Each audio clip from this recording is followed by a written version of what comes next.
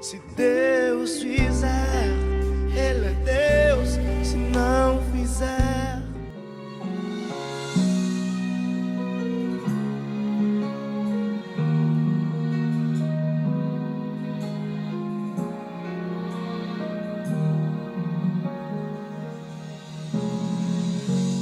minha trajetória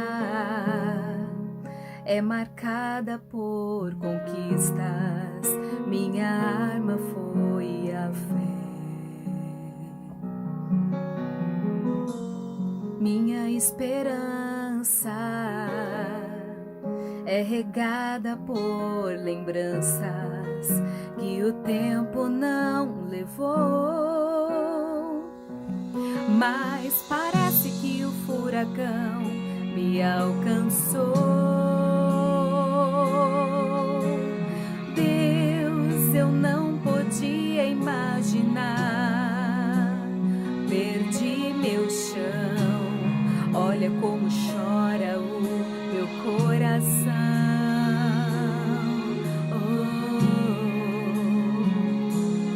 Desta vez não consigo te tocar, não tenho forças pra clamar. Confesso, já desta vez eu entrei no quarto e tranquei a porta. Só tu podes me encontrar. Tu és o Deus que me vê no oculto. Tu és o Deus que me vê no secreto. Tu és o Deus que me vê quando o homem não me vê. Eu não estou só, eu não estou só.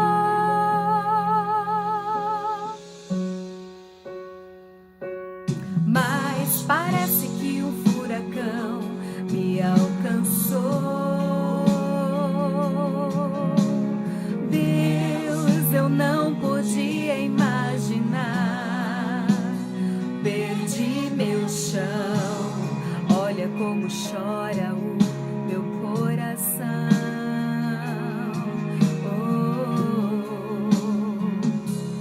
Desta vez não consigo te tocar, não tenho forças pra clamar.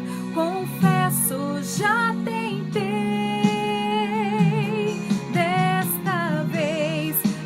Entrei no quarto e tranquei a porta. Só tu podes me encontrar. Tu és o Deus que me vê no oculto. Tu és o Deus que me vê no secreto. Tu és o Deus que me vê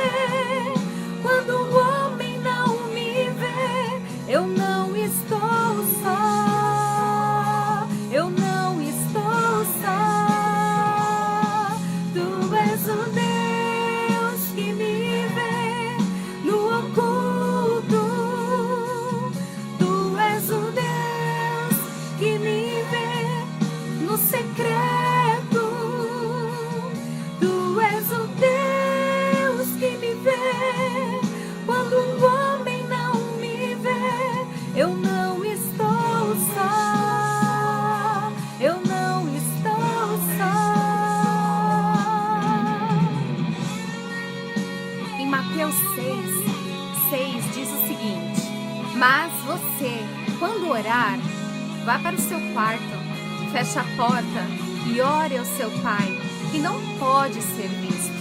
E o seu Pai, que vê o que você faz em segredo, lhe dará a recompensa.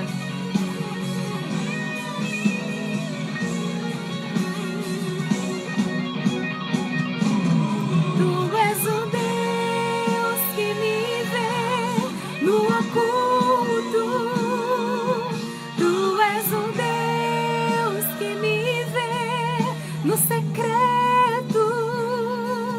Tu és o Deus que me vê quando o homem não me vê. Eu não estou só. Eu não estou só. Tu és o Deus que me vê no oculto. Tu és o Deus que me vê no secreto. Tu és o Deus que me vê quando o homem não me vê. Eu não estou só. Eu não estou só.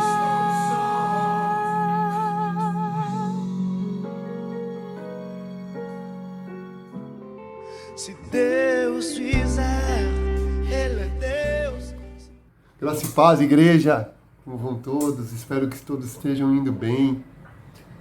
Hoje eu quero compartilhar de um texto, de uma passagem bem profunda, onde a gente pode extrair muitos ensinamentos com relação à prática da fé cristã.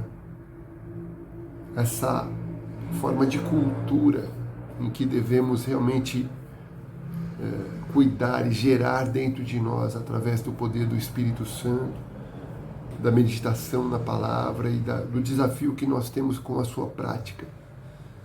Que possamos, unidos aqui nesse estudo, sermos desafiados a exercer, a atuar, a praticar essa realidade em nossas vidas. Porque nela reside o nosso testemunho. Não o nosso testemunho por boca, por palavra, mas por atitude, por pensamento, por presença, por exemplo, como influenciadores inseridos numa sociedade tão complexa. Devemos ser reconhecidos como filhos do Altíssimo, servos de Deus, em semelhança àquilo como agiu Jesus, né? Da forma que ele atuou. Nós precisamos também praticar, atuar no meio social, para que possamos ser relevantes. Creio que a igreja não tem sido relevante, não tem influenciado nas áreas de atuação da nossa sociedade. E é o que a gente vai fazer aqui. Vamos fazer uma autocrítica. Vamos perguntar a nós mesmos sobre a possibilidade de praticarmos este evangelho maravilhoso que Deus nos concedeu, como uma prática de vida, não somente uma teoria de fé, mas uma fé prática. Como disse Tiago, né? Aquele que ouve e não pratica é semelhante ao homem que contempla o seu reflexo no espelho, né? Não há um conhecimento da verdade, mas aquele que pratica, aquele que realmente exercita essa prática, exercita esse pensamento, essa forma de pensar, de atuar, de agir, ele constrói carisma, ele constrói reputação, ele constrói aquele que vive a verdade de Deus. E não somente fala a verdade, às vezes vive uma mentira. Esse texto, essa palavra, ela está em Efésios, no capítulo 4, do versículo 25 ao 29. Esse pequeno texto que nós vamos meditar por enquanto. Vamos trazer os outros textos aqui no outro domingo e o outro mais à frente. Tá bom? Vamos orar? Pai querido, muito obrigado, Senhor, por este dia. Muito obrigado por estarmos aqui nesta manhã de domingo, gastando nosso tempo com as coisas espirituais. É muito importante termos este momento eterno em nossas vidas, onde avaliamos a nossa conduta através do estudo da Tua Palavra. Que ele possa ser edificante e que ele possa desafiar a gente a praticá-la, para que possamos, através das nossas obras, sermos um aroma suave aos Teus sentidos. Em nome de Jesus, nós queremos pedir para que todo aquele que ouve essa palavra seja tocado pelo poder do Teu Santo Espírito e seja abençoado. É que nós te pedimos em nome de Jesus. Amém.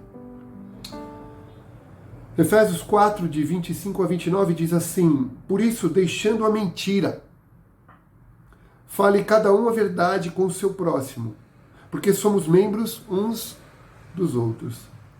Irai-vos e não pequeis. Não se põe o sol sobre a vossa ira, nem deis lugar ao diabo. Aquele que furtava, não furte mais.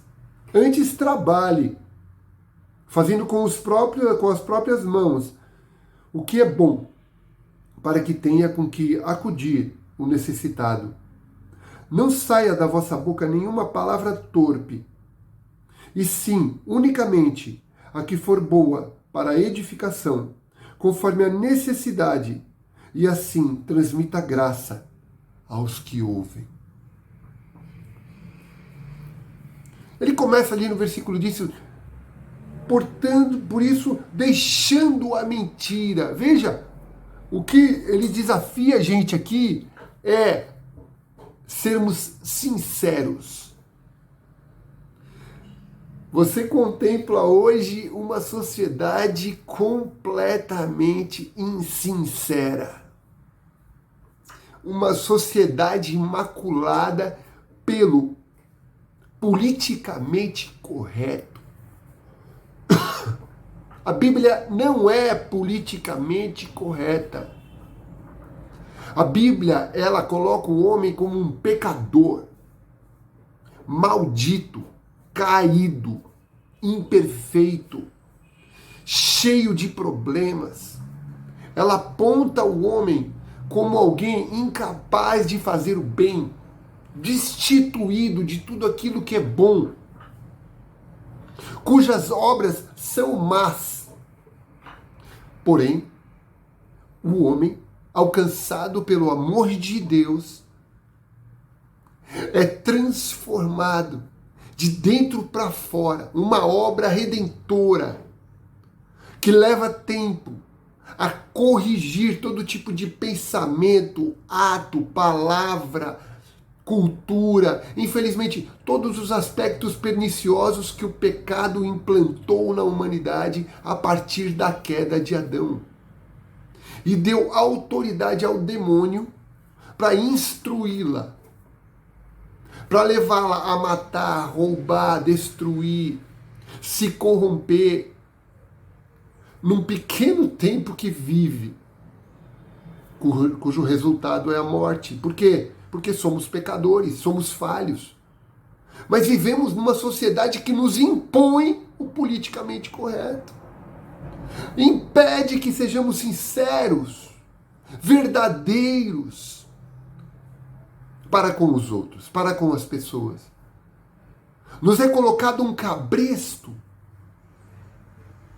pelo mundo afora, onde ainda já é proibido pregar o Evangelho.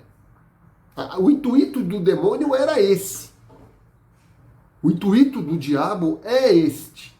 É o final. Impedir que as pessoas ouçam a respeito de Cristo. Logo, vieram com esses aspectos de minoria, racismo, homofobia, dividindo, separando a sociedade. levando a sociedade a fiscalizar uns aos outros, a sermos juízes uns dos outros. Isto gerou o que no coração humano? Ai daquele que vier falar para mim o que eu devo e o que eu não devo fazer. Eu que sou passível de correção, eu não me milindro quando alguém fala comigo de forma sincera, tenho ganhado com isso. As pessoas têm confiado a mim aspectos da minha palavra, daquilo que eu falo, onde eu posso ser corrigido. Mas se você vai e corrige o tolo, ele te odeia. Ele passa a te odiar, ele passa a te a maldizer a você. Mas quando você corrige o sábio, ele te ama. Que tipo de pessoa você é?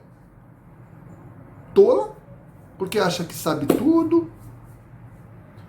Ou sábia? Porque precisa aprender. Precisa de um juízo de fora com relação à sua conduta. Quem faz muito isso comigo é a minha esposa.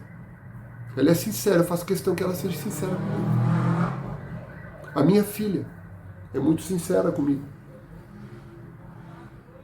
Mas quando ele fala assim, ó, uma coisa é a questão do mundo. Você vai se policiar, eu vou ter que me policiar nas minhas aulas, eu vou ter que me policiar no evangelismo de rua, eu vou ter que me policiar em diversas conversas com pessoas que não são parte da igreja de Cristo. Agora, se eu fizer isso dentro do corpo, eu estou cometendo um ato falho. Se eu não corrigir e não exortar, porque o que eu devo dever é o amor, o que eu faço isso é por amor, e se eu estou adentrando a uma situação de exortação, eu já tirei a trave do meu olho para ajudar o outro irmão a tirar o cisco do dele. Ele diz aqui, inspirado pelo Espírito Santo, por isso, deixando a mentira, fale cada um a verdade com o seu próximo. Porque somos membros uns dos outros. Veja, o sentido de unidade do corpo de Cristo precisa estar patente na nossa cultura. O sentido de unidade do corpo de Cristo precisa fazer parte da nossa prática de vida. Somos membros da Igreja Batista Metropolitana. Ali somos um só corpo, focados numa só missão, determinados a testemunhar a Cristo aos que estão fora. Antes, se sofrermos por testemunhar a Cristo, é o bom sofrimento. Sofremos por fazer o bem. Agora, se sofremos por falar sinceramente a um irmão, a exortá-lo a não dizer tal coisa, a não fazer tal coisa, a não vestir tal coisa, a não atuar nas redes sociais de uma certa forma, e esse irmão não o aceita. Veja, eu vejo que uma célula dentro de um corpo, eu que sou formado na área biológica, né? Na paramedicina, na prevenção, na educação física, uma célula que se torna cancerígena é uma célula do próprio corpo. Ela começa a mentir. Ela começa a gerar problemas para as outras células semelhantes a ela. Então, se vivemos num ambiente dentro da igreja em que a gente tem que ser politicamente correto, que a gente tem que agradar os ouvintes, que a gente tem que falar palavras amenas, ou pregar não a cruz, não o sacrifício, não o martírio, mas não, vem cá que você vai ganhar uma coisa boa, vem cá que você vai faturar mais, vem cá que você vai sair das dívidas. Isso não é evangelho. Isso é um discurso de motivação profissional, pessoal. Isso é um discurso que não leva ninguém à salvação. O politicamente incorreto é verdadeiro, é sincero, se dispõe ao debate, ao antagonismo. E não fica encerrado, puxa, será que eu posso falar? Será que eu vou falar dessa forma? Se o cara bebe demais, é bêbado. Se o cara fuma, é fumante. Se o cara mente, é mentiroso. Para Deus não tem essa coisa de meio pecado, mentirinha. E nós somos tentados a todo instante a mentir. Nós somos tentados a todos os instantes a não sermos sinceros. Porque a sinceridade, ela machuca. A sinceridade e a verdade, quando você conhece a verdade, você não fica tão feliz. Ela te rouba a alegria. A verdade te rouba a alegria, porque você vê o caos que você está inserido. Você não é um tolo insensível que vive nas mil maravilhas como se fosse uma criança. Como vivesse somente o presente. Você tem um passado. Você tem preocupações no presente. É o dia que acaba o seu próprio mal. Reserva o teu futuro amanhã. Onde você vai influenciar? Puxa, um pai que não lidera uma família, que não é ouvido na sua família, olha a destruição. Ou um pai que é liderado pela sua esposa, pela mãe, olha a destruição. Isso não é uma ordem bíblica. O pai tem que ser coroa do lar. E a gente percebe isso às vezes na própria comunidade. Pessoas que são lideradas pelas mulheres e infelizmente sofrem, a família sofre. Homem é homem, racional. É diferente da estrutura feminina. Alguns tolos já estão me chamando de machista, né? Mas é a sinceridade. É a sinceridade da palavra. É a ordem hierárquica estabelecida por Deus na família. Pai, esposa e filhos. Mas o mundo já está mudando essa ordem. O mundo já está alternando. E infelizmente, meus irmãos, vamos ser sinceros, o mundo entrou na igreja. Na igreja institucional. O mundo entrou. Não temos diferença nenhuma com relação à sociedade que estamos inseridos. Cantamos, graças a Deus, na nossa comunidade, temos o cantor e o hinário cristão. Mas cantamos músicas do mundo, sertanojo, né? Eu curto até um rap cristão. Por incrível que pareça. Infelizmente, nós não influenciamos na música, nós não influenciamos a nossa cultura, a educação. Que influência o Evangelho tem na educação? Hã? A história maculada de mentiras. A história da nossa própria nação maculada de mentiras. Vivemos num mundo mentiroso, num mundo de slogans, num mundo de marketing, num mundo de suposta felicidade. Tira uma foto, sorria. Mas a palavra diz em Provérbios, diz que um amigo afia o outro amigo. Ou seja, há conflitos, há arestas, precisa haver conversa, precisa haver acerto, precisa haver lisura, precisa haver correção. Este é o evangelho possível. Este é o evangelho ideal. Temos a capacidade e a possibilidade de vivê-lo. Estamos nos exercitando nessa prática.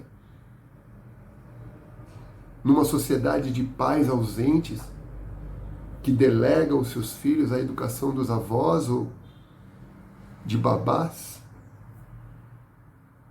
Pais ausentes que delegam seus filhos à educação da internet,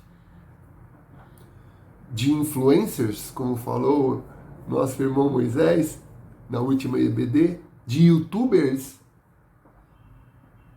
Que valores nossos filhos estão adquirindo nessa forma de educação, sem um homem forte em casa, sem uma esposa sábia em casa? Que tipo de estrutura social a igreja está influenciando? Está sendo influenciada, infelizmente. E eu sou uma pessoa muito transparente e esse versículo sempre me desafiou, sabe? O próximo versículo diz assim, no versículo 26 e 27, irai-vos e não pequeis. Não se ponha o sol sobre a vossa ira, e nem deis lugar ao diabo.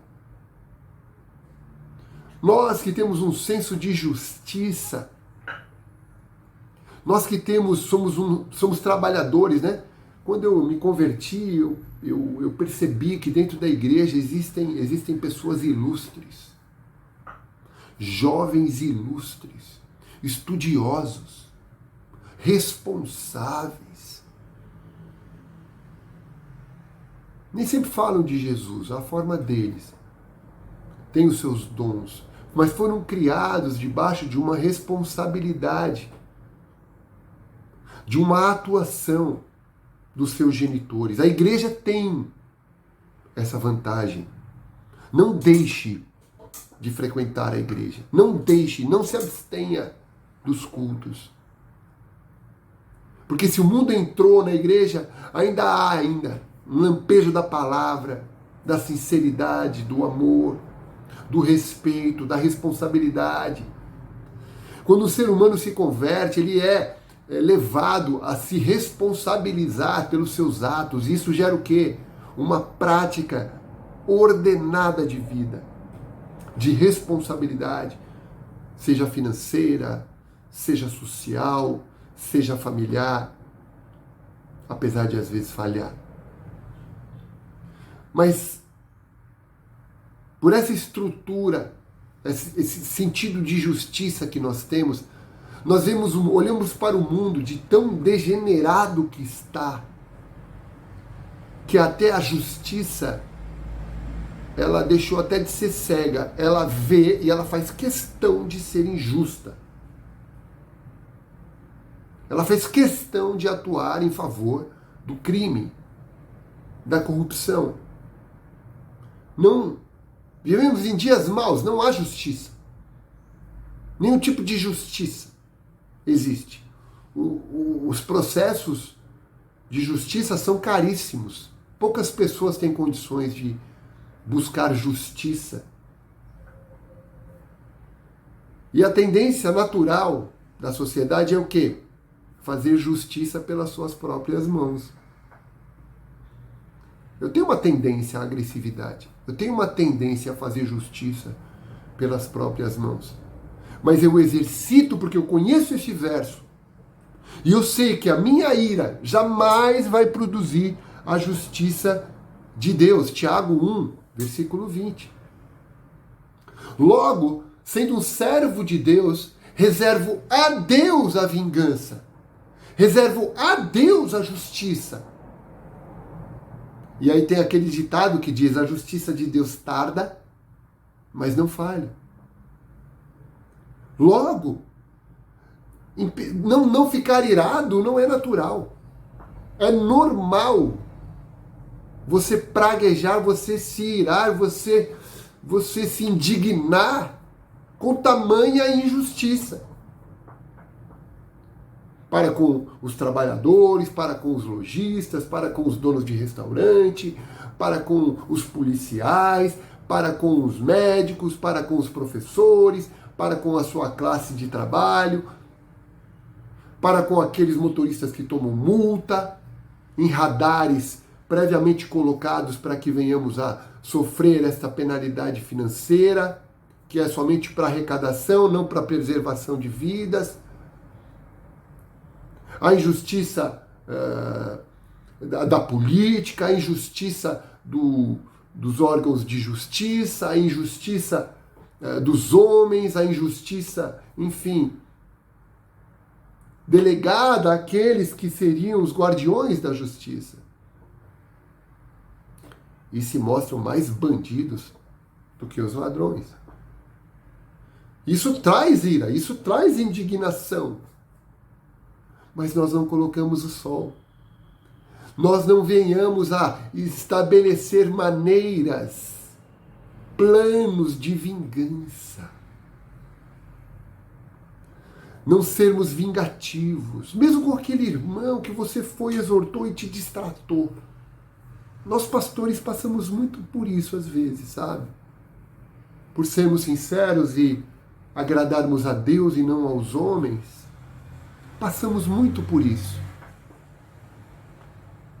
Mas nós sabemos que a nossa luta não é contra a carne nem contra o sangue, mas contra os principados e potestades e hostes do mal que habitam nas regiões celestiais.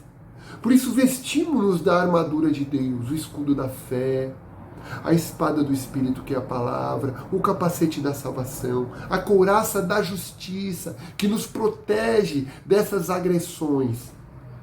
Nós ficamos chateados, nós ficamos indignados, nós podemos até nos irar, mas jamais nos vingar. Jamais atuar da maneira que Satanás deseja que venhamos a atuar. Jamais maldizer. E quando nós dizemos maldição, significa não maldizer a pessoa. Isso é maldição. Isso é julgar alguém. Mas julgar a atitude dela. E pedir a Deus misericórdia. Não foi assim que fez Jesus na cruz? Ele não teria o direito de se irar? Olha a dor que ele estava sofrendo. O que ele afirma? Pai, não vos imputeis este pecado porque eles não sabem o que fazem. Misericordioso Deus. Pode julgar plenamente porque tem a ciência do todo. Não julga parcialmente como cada um de nós, que somos limitados em nossa interpretação das coisas que nos cercam. Por isso, na multidão de conselhos, há sabedoria. E nos conselhos precisa haver sinceridade. Precisa haver comunhão. Precisa haver unidade. Sem milindre. Sem orgulho. Sem maldicência. Sem porfia. Sem dissociação. Sem panelinha. Sem desprezo. Tudo isso é do diabo. Tudo isso é do diabo, sem maledicência,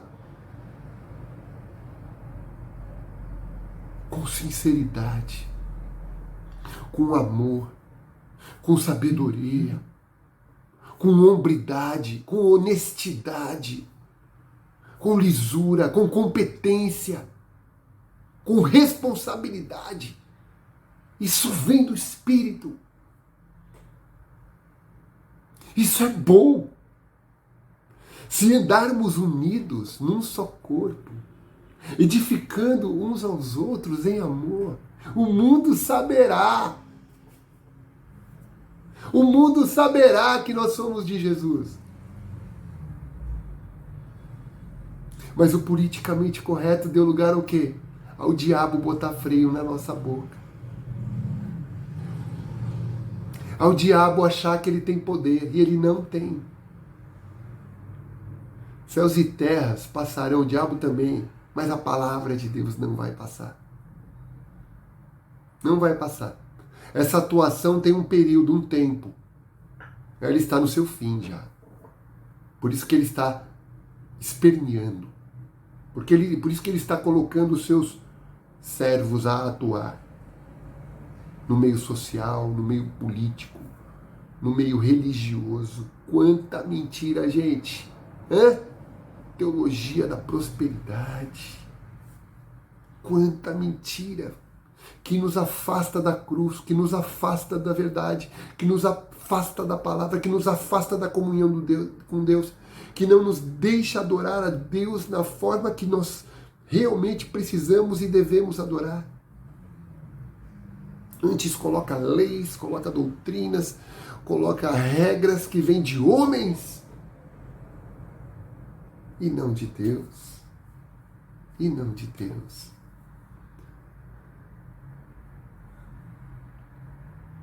Por isso que ele nos chama a responsabilidade no versículo 28.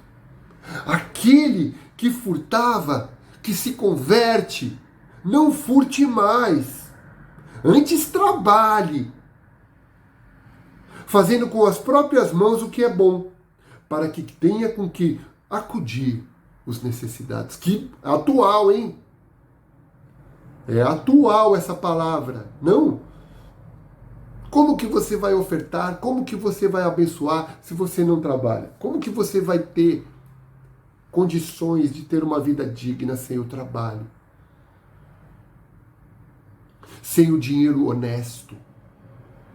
Porque o princípio da prosperidade não é dar dízimo, nem dar oferta. O princípio da prosperidade está em trabalhar. Digno é o homem do fruto do seu trabalho. O princípio da prosperidade, um outro princípio da prosperidade é orar pela paz em Jerusalém. Jerusalém entrou em guerra esta semana. Oremos pela paz em Jerusalém e prosperem todos aqueles que a amam. Salmos 122, versículo 6. Orai pela paz de Jerusalém. Sejam prósperos os que te amam. Olha, fazia tempo que eu não trazia o Espírito Santo, não trazia a mim essa passagem. Interessante, né, gente? O homem cristão, ele é um trabalhador contumaz. Ele é um trabalhador porque você trabalha o pastor Otaviano, por exemplo, um exemplo claro para nós. Ele trabalha na igreja. Olha o quanto trabalho um pastor tem. Qual a responsabilidade de um pastor? E ele tem o seu trabalho secular. Isso é maravilhoso, gente. Mas quanto ele trabalha? Organização de cultos, intercessão, eventos, estrutura administrativa. É um trabalho muito grande, mas o homem cristão, ele é um trabalhador.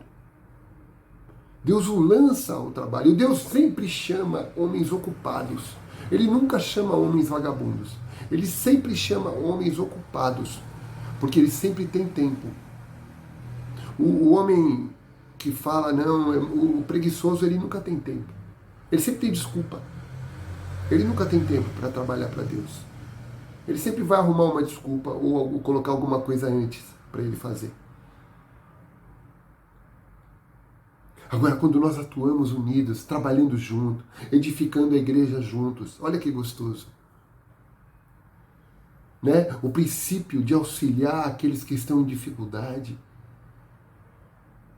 O princípio em auxiliar aqueles que estão passando por dificuldade.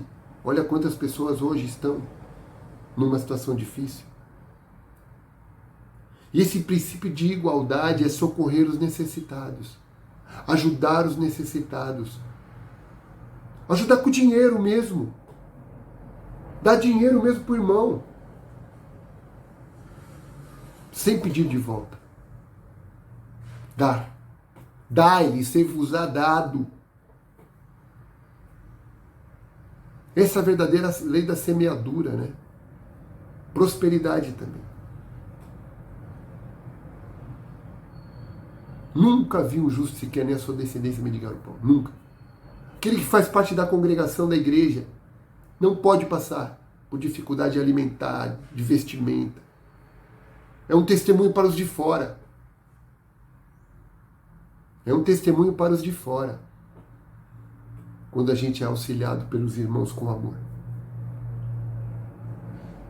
E há uma passagem aqui em 2 Coríntios, capítulo 8, versículo 12 ao 15. Porque se há boa vontade, será aceita conforme o que o homem tem, e não segundo o que ele não tem. Porque não é para que os outros tenham alívio e vós sobrecarga, mas para que haja igualdade. Suprindo a vossa abundância no presente e a falta daqueles, de modo que a abundância daqueles venha a suprir a vossa falta. Assim haja igualdade. Como está escrito, O que muito colheu não teve demais, e o que pouco não teve falta. Precisamos trabalhar. Ao fazer alguma coisa, exercer uma atividade profissional. Aliás, o ócio é oficina do diabo, né? É bom termos momentos de diversão e tudo, mas nunca de ócio, sem fazer nada. Dias e dias sem fazer absolutamente nada. Nossa, que prova que passamos, hein, gente? Nesses dias aí ao longo deste ano. Foi diabólico, não foi? Mas Deus está no controle de tudo. Se você manteve comunhão com a palavra de Deus, tem ouvido os cultos, celebrado com a igreja, você está firme. E se não está firme, volte, rápido, correndo, para o centro da vontade de Deus. Versículo 29. Não saia da vossa boca nenhuma palavra torpe, sim, unicamente a que for boa para a edificação, conforme a necessidade. E assim transmita graça aos que ouvem. Essa palavra, ela vem de encontro ao início do nosso estudo. Por quê? É preciso trazer palavras de esperança para aqueles que estão aflitos. Não haja torpe conversações. Sabe uma coisa que eu fazia antes, que eu não faço? Vou ser sincero com os irmãos. Eu não faço mais piada de religião. Eu não faço mais piada porque a gente vai denegrir a fé. Eu não faço mais piada de judeu. Faço mais piada de evangélico. Eles vão rir. A coisa é séria, são almas, são pessoas. Eles vão rir, você vai fazer risada com a fé. Então eu abdiquei. Às vezes me vem, eu que não sou bom de memória de piada, não sou um humorista, né? Acho que eu sou muito sério, às vezes, por ser muito brincalhão, eu sou muito sério. Mas eu não sei, eu não manjo nada de piada, nada. E se eu falo piada, eu faço força para as pessoas rirem, porque eu sou horrível com piada. Já que eu sou horrível, eu não vou contar mais piada de fé, de religião, não. Me abdiquei, porque é palavra torpe, gente. É uma conversação. Sabe, da nossa boca tem que ser o português correto, estudado, sabe? Uma declaração lisa, clara, transparente, com graça, de forma a responder, de forma pacífica, de uma forma educada, não gerando conflito. Veja, você pode, com uma palavra branda, acalmar o furor.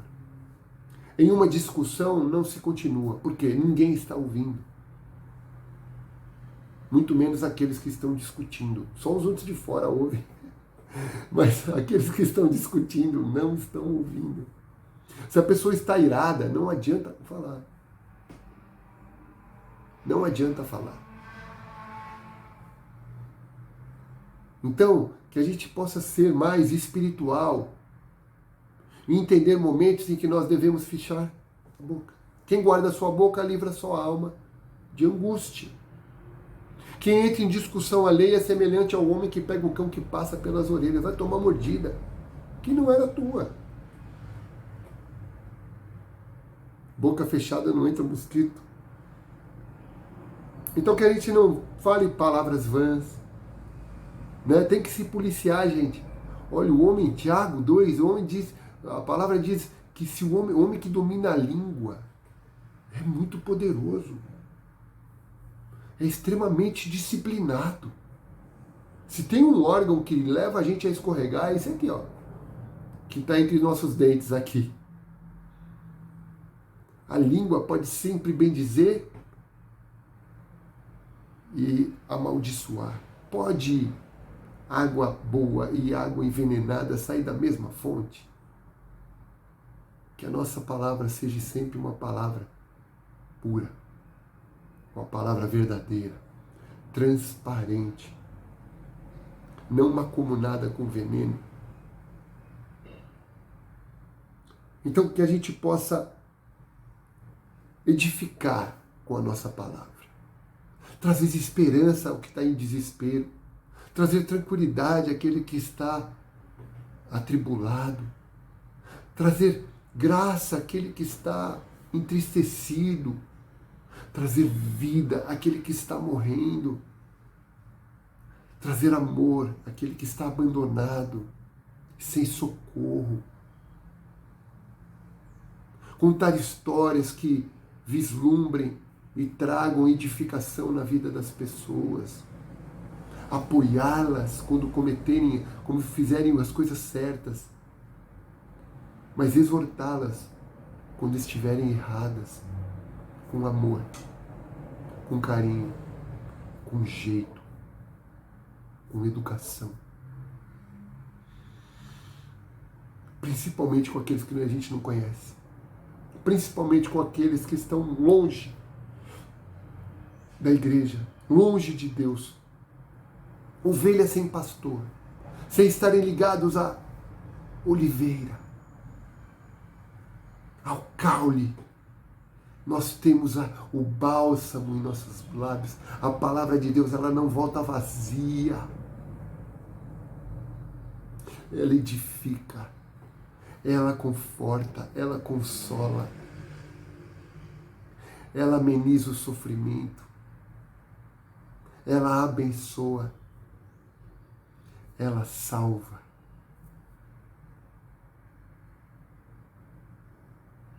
Que possamos ser lançados a esse desafio da prática, da forma com que falamos e pensamos, da forma com que julgamos e atuamos, da forma com que trabalhamos, da forma com que falamos. Que Deus abençoe vocês. E a gente se vê no domingo que vem. Até de repente. Shalom.